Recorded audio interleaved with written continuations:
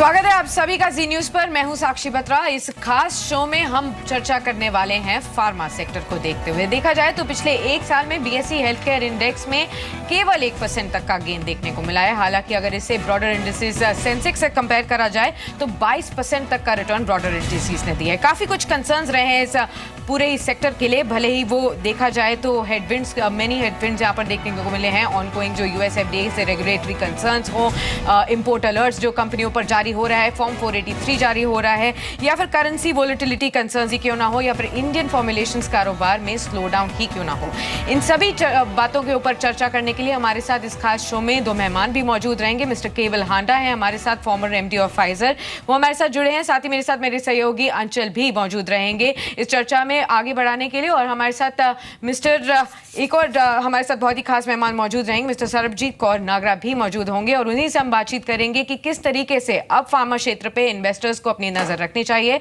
और क्या कुछ अब अपने पोर्टफोलियो में चेंजेस लाने चाहिए। लेकिन सबसे पहले अंचल के पास ही चलते हैं। जिस तरीके की परफॉर्मेंस रही है, डी रेटिंग हमने देखी है पूरे फार्मा स्पेस में, जानने की कोशिश करते हैं कौन से ऐसे फार्मा शेयर्स हैं जिनकी परफॉर्मेंसेस बीते एक साल में काफी निराशाजनक रही और क्या कुछ वजह रही है उनके पीछे, खासतौर पर मौजूदा स्तर पर वैल्यूएशंस कैसे रह रही हैं। अंचल बताइए। शुक्रिया साक्षी। देखिए, ये साल कहीं ना कहीं फार्मा स्पेस के लिए काफ़ी चैलेंजिंग रहा था। एक तरफ यूएस एफडीए से जो स्ट्रिक्टनेस थी उसका इम्पैक्ट साफ तौर पे शेयरों पे दिखा। डिले रहा, जो जेनरिक्स को अप्रूवल था उनमें डिले रहा। कई सारी कंपनियों के लिए फॉर्म 483 जारी हुआ, इंपोर्ट अलर्ट्स रहे, तो कहीं ना कहीं मिक्स्ड बैग रहा इस बारी फार्मा के लिए। आप देखिए फार्मा इंडेक्स को अगर आप देखें तो 2.5% बढ़ता हुआ दिखा, लेकिन सन फार्मा 16% की गिरावट इस शेयर में रही बीते एक साल के अंदर। डिवीज लैब 35%, और इस 35% में से एक बड़ा चंक तो बीते 3 दिनों में ही हो गया जब कंपनी को इंपोर्ट अलर्ट जारी हुआ वाइजाक प्लांट के लिए। वहीं वोखार्ट फार्मा एक जोरदार रनअप पीछे आया था हाल फिलहाल में, उसके बाद अब शेयर बीते एक साल में एक नेगेटिव तौर पे काम करता हुआ दिखा। 23% की गिरावट वोखार्ट के शेयर में आती हुई दिखी। और अब इंदो फार्मा 7% डिक्लाइन हुआ, तो वहीं डॉक्टर रेड्डीज के शेयर में भी 17% की गिरावट रही।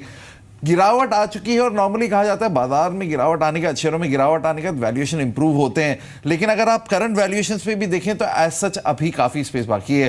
देखिए सन फार्मा की बात करते हैं, मौजूदा पी करीब 20.5 के मल्टीपल में है, और अगर आप ईपीएस देखें 34 की, एक अच्छी वैल्यूएशन है। सेक्टर के कंपैरिजन में अभी भी सस्ता है, एक अच्छा अपसाइड बनता है। लेकिन वहीं दूसरी और डिवीज लैब हाल फिलहाल की गिरावट की वजह से कंपनी की जो पी है वो 15 पे आ चुकी है और ईपीएस 42 रुपए का है, तो एक अच्छी वैल्यूएशन अभी इस समय डिवीज लैब एंजॉय कर रहा है। लेकिन क्या आपकी स्ट्रैटेजी होनी चाहिए वो भी आगे बात करेंगे।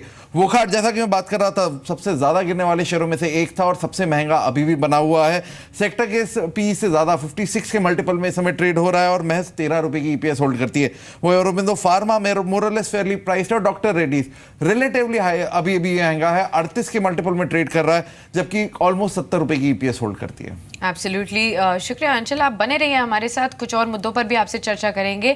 इसी बीच मिस्टर हांडा से भी चर्चा करते हैं। स्वागत है सर आपका शो में, और आपसे जानना चाहेंगे, जिस तरीके से अभी अंचल ने भी बताया कि काफ़ी चैलेंजिंग साल रहा है बीता 2016 पूरी फार्मा इंडस्ट्री के लिए। जो कंसर्न्स रही हैं वो मेजॉरिटी कंसर्न्स यूएस की तरफ से रही हैं, खासतौर पर यूएस एफडीए से जो रेगुलेटरी कंसर्न्स मिले हैं, अलर्ट्स मिले हैं, या फिर फॉर्म 483 जारी हुए हैं। इसके बाद जानना चाहते हैं आपसे कि कंपनियों की अब स्ट्रैटेजी क्या होनी चाहिए इन सभी प्रॉब्लम से डील करने के लिए।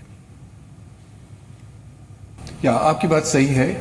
इन्वेस्टमेंट तो काफ़ी लोगों ने अच्छा किया हुआ है, ट्रेनिंग भी कई हद तक हो रही है, पर ज़्यादा जो प्रॉब्लम्स आ रहे हैं वो डेटा इंटीग्रिटी की हो रही है। डेटा इंटीग्रिटी का मतलब ये है कि आपने एथिकल नॉर्म्स फॉलो नहीं किए, आपने डेटा फज किया है, तो बैच पास किया है जो रिजेक्ट हो जानी चाहिए, मटेरियल पास किया है जो रिजेक्ट होना चाहिए, प्रोडक्ट को क्वालिटी रेंज में ले आए आप जो नहीं लाना चाहिए था, और जो एक्सेप्शनल डेटा है उसको आप अपने सामने प्रोड्यूस नहीं करते। तो ये जो डेटा इंटीग्रिटी का सवाल है, ये मेरे ख्याल से अपना मॉरलिटी का सवाल है कि इंडियन कंपनी को अब रियलाइज़ होना चाहिए कि यूएस में अगर आपको ऐसा काम करना है तो ये झोल नहीं करना चाहिए। अगर आप ये झोल करोगे तो प्लांट बंद हो जाएगा। जी, मिस सरबजीत भी हमारे साथ अब जुड़ चुकी हैं। स्वागत है मैम आपका इस खास शो में। अब आपसे जानना चाहेंगे फार्मा इंडस्ट्री की हालत के बारे में और सेहत के बारे में हम डिस्कस कर रहे हैं, और इसी चर्चा को आगे बढ़ाने के लिए आपसे ये जानना चाहेंगे कि बीते कई सालों में एक अंडर परफॉर्मेंस देखने को मिली है फार्मा क्षेत्र में। खासतौर पर कंसर्न्स भी मल्टीफोल्ड यहाँ पर रहे हैं, भले ही वो US FDA की तरफ से रेगुलेटरी कंसर्न्स हों, प्राइसिंग प्रेशर्स को लेकर भी एक कंसर्न रेज होता हुआ नजर आ रहा है। करेंसी वोलेटिलिटी ऑलवेज एक प्ले करता है नेगेटिवली और पॉजिटिवली फ्रंट पर। तो ऐसे में अभी currently we are approaching Q4, आप किस तरीके का ओवरव्यू रखते हैं पूरे ही फार्मा स्पेस को लेते हुए? देखिए, चैलेंजिंग एनवायरनमेंट फार्मा के लिए हमेशा से रहा है, बिकॉज देखिए आप जो स्पेस को टैकल कर रहे हैं मोस्टली जो है वो जेनरिक्स है, इंडिया में स्पेशली, और US में भी इसका शेयर बढ़ता जा रहा है। और उसका फंडामेंटल रीज़न ये है कि ऑब्वियसली लाइफस्टाइल चेंजेस जो हुई हैं कंट्रीज़ में, उसके चलते क्रॉनिक डिसीज़ेस जो है उनका शेयर बढ़ा है, और उसके चलते जो है जो पेटेंट ड्रग्स हैं उनकी एफिकेसी लेवल्स इतने हाई नहीं रहते हैं। तो ऑब्वियसली जेनरिक्स और बिल जो है मोस्ट इकोनॉमीज़ में जो है इंडिया में it is out of pocket of consumers, और US जैसी कंट्री में इट्स बिकॉज ऑफ गवर्नमेंट। तो इसके चलते एक जो डायनामिक्स उभरा है ड्रग इंडस्ट्री में, एक जेनरिक्स है जिसने काफ़ी लास्ट ऑलमोस्ट 20 ईयर्स में काफ़ी more than 20 years I would say जो है काफ़ी उन्नति की है। और इस जेनरिक सेगमेंट का एक डायनामिक्स ही यही है कि वो एक प्राइस को लेकर एक price is a very lucrative option है जिसके चलते जेनरिक्स बिकते हैं। तो प्राइसिंग प्रेशर तो जेनरिक्स में रहेगा, it's given, it's nothing new. Coming to plans, या US FDA काफ़ी स्ट्रिक्ट रेगुलेटर है इंडियन कंपनीज़ के लिए, और ये स्ट्रिक्टनेस जो है रिफ्लेक्ट होती है उनके ऑडिट्स में जो हर 3 साल बाद होते हैं। बट मेरे ख्याल से अभी काफ़ी साल हो गए हैं इंडियन कंपनीज़ को US FDA के साथ डील करते हुए। तो मेरे ख्याल से कई कंपनीज़ ने डाइवर्सिफिकेशन का रूल अपनाया है जिसमें वो प्लांट्स इंक्रीज़ करते हैं, आउटसोर्स कर देते हैं।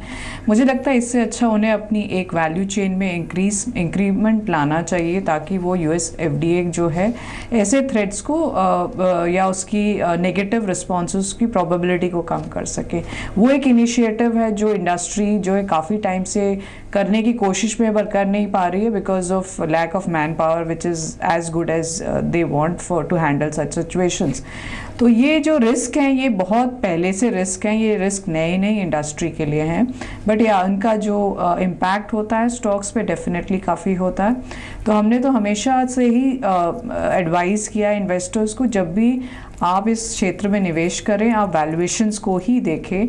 ग्रोथ इस सेक्टर में स्टेबल है, कुछ ईयर्स होते हैं जहां वो नेगेटिव ग्रोथ आ जाती है because of such events happening, तो आप उन सिचुएशंस को इनकैश कीजिए और इस सेक्टर में आप बने रह सकते हैं। तो यही एक तरीका to become defensive in a sector which is defensive, but given its nature of generics is actually not so defensive as patented products companies are. So to that extent, yeah, it's business is not defensive.